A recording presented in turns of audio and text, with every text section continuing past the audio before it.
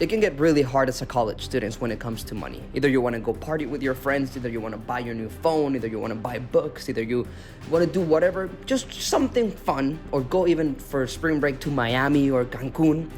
It can get hard. That's why I created this video, and I will give you the best ideas for the best side hustles that college students can do to make more money. Let's get right into it. Well, first of all, I just want to explain that I'm not a millionaire. I'm not a college student dropout that made millions off of YouTube or off of Shopify or whatever. I'm just a normal college student that researched the best side hustles and that wants to help other college students, or that wants to help other, maybe if you're not a college student, just another young adult or another teenager to make more money, because I've always wanted to make more money. I've always wanted to research how to get this side hustle or how to make more money. So I just did this YouTube channel to help you, and maybe I can even learn from you guys, whatever your experiences are here in the comments. So like this video and subscribe. You want to see my journey to a better financially free lifestyle. Hopefully I'm gonna try some different businesses. I'm gonna increase my following this YouTube channel by sharing some tips and tricks on how to be more financially stable. And well, I'm just gonna research a lot of stuff. If you don't want to follow my journey, it's fine. Just don't subscribe or can't exit my video. But saying that, let's say the first side hustle. Well, the first side hustle is actually something that I do now, which is, I do practice something that I share. The first side hustle is something that I do now, and it's called digital video production. That's actually my major. I love cameras. I love lighting. As you can see, my space right now, I hate it. I'm actually like hustling because I just got a new apartment. I'm renting this apartment. I live in Cambridge, and rent's kind of expensive. So I'm working a lot and studying a lot, and I wish I could show you, but my room's a mess. I barely have one bed. I'm sharing the bed with one of my other teammates from school, and he didn't want to share anymore, and he's sleeping in the couch. It's horrible. But I'm side hustling in my restaurant. Like, I don't own the restaurant, I just work. And my boss let me use, she saw me with my camera once, and she was like, "Oh, you do videos? Yeah, sure. Oh, why don't you do a video for us? I'll pay you cash." I was like, all right. So I did a video. She loved it. She thought it was an amazing video. You can guys see it right now in the as a B-roll. And then she started paying me for some social media, Instagram videos, short, reels. And then I'm just doing that every once in a while. She doesn't pay me regularly because, Instagram reel is not gonna sell 40 sandwiches, and maybe I can do that as a social media manager. That's what I wanted to say. You can actually make only not video production your side hustle, but actually manage some social media. It's either from the school or either from your restaurant or either from other places. But I think it could be a really, really good idea for you to start making a couple $100 a week. Even whenever I started doing, she loved my videos. She paid me $1,000 a month, which was crazy for me. Another $1,000 in addition to what I was making at her restaurant was really, really really good. So find some restaurant, find some plays, some sports teams, something that you can create, some social media. And everyone is good on social media now. These days you can create TikToks, you can create YouTube videos, you can create Instagram reels, and learn a little bit with your phone. You don't even need a camera. You don't even need an expensive camera to do this. Just study a little bit of the lighting and the product pictures and stuff, and you'll be making a good $50 to $100 a week, maybe, or even $1,000 a month, like I did. And it really helped me to go visit my girlfriend in Paris. My memory space is run out, and it cut my motivation. But I was saying is that I really enjoyed the vacation with my girlfriend because I managed to find that side hustle that paid me $1,000 more that month. So maybe you guys don't have an experience doing video production, or maybe you guys don't really have an experience doing social media stuff. You can easily learn and get Canva, there's even apps that already make the templates of how to organize an Insta post or Insta stories. So sell that to the restaurant or to whatever you want to do it. Find the teams, find something, and I guarantee you will start making some extra couple of $100 a month doing this side hustle. Second side hustle. Well, this is actually a little bit more complicated. You have to be ripped, you have to be really, really strong, or you have to love the gym. But I have this friend, she's really strong, and I actually did her graduation photos because that was another side hustle. I didn't charge her because she's my friend. But She just is extremely strong, super dedicated to the gym, and well, she was really strong, and that consequented to having clients at the gym. So what you can do is start a side hustle being a fitness instructor. You can actually really do your research on how many protein to eat, how many like nutrients your body needs to change whatever your physique is. If you like, and the clients come in and you can tell them, well, you need to eat more protein, or you need to eat less carbs, or you need to eat a little bit more fats, so you are more whatever you want to say, or whatever like fitness instructors say. I do know my stuff, but I don't look forward to like doing that type of stuff. Maybe you do. Maybe you just need to like this video to put the idea on your head. Maybe you love the gym. Maybe you're a really good athlete and you want to teach your other athletes or other people at your school that want to get in shape, that want to be a better athlete. You can teach them for like $30 a month. You can start like that. And my friend, her name is Naomi, shout out. She started like that, and then all of a sudden she has like a good amount of clients and that are paying her $30 a month, and she's making a couple of $100 a month extra too, just by making a little adjustment to her life and making a little time to create this workout plans, diet plans. And it's really beneficial to her because she's making a little extra money just because she has clients all over the world that pay her to talk, and she calls them like every month or every week depending on the client, just to make sure they're doing everything correct. So honestly, I think it's a great idea. I think you should try it out if you like I said, you like business, you like fitness, and you like being in shape. Maybe you can teach other people how to be in shape, and you just do a little bit more research and you start your own virtual fitness instructor company, LLC, whatever.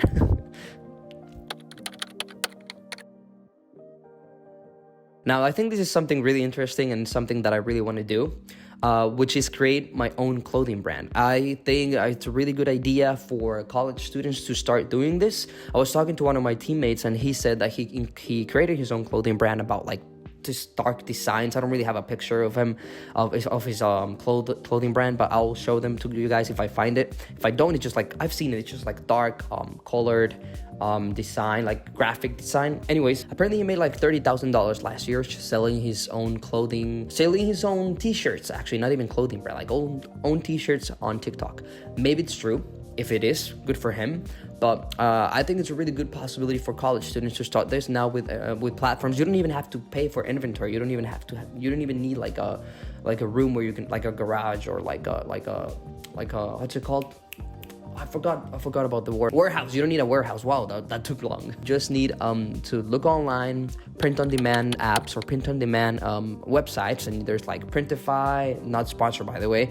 Printify, Printful, Shopify has their own, I think. And it's basically Shopify. You basically wait until people buy your t-shirt or your clothing product, whatever, and then when they buy it, this company actually creates with their own inventory your t-shirt and then ships it to the customer. So you don't even have to ship, you don't even have to do anything. You just are the middleman creating your clothing brand, your brand awareness and whatever. You need to have a good social media skills, of course, to brand them in TikTok, and to just do a lot of advertising, hopefully for free in TikTok. And Instagram you have to pay once it starts making you some money. But I think it's a really good idea. I'm gonna try it out maybe, and I'm gonna keep you updated, because I want to do a series where I try print on demand. And if you want me to do it, please comment down below and tell me, because I think it could be a really good experiment. I'm not a guru, I'm not an expert on the topic. I'm just a guy that wants to try print on demand, and that I think it's a really good idea. This other idea is actually pretty straightforward. The only thing you need to do is have a car. Basically, I don't have a car here where I live in Cambridge. It's actually a little bit expensive. The gas is expensive. There's not a lot of parking lots.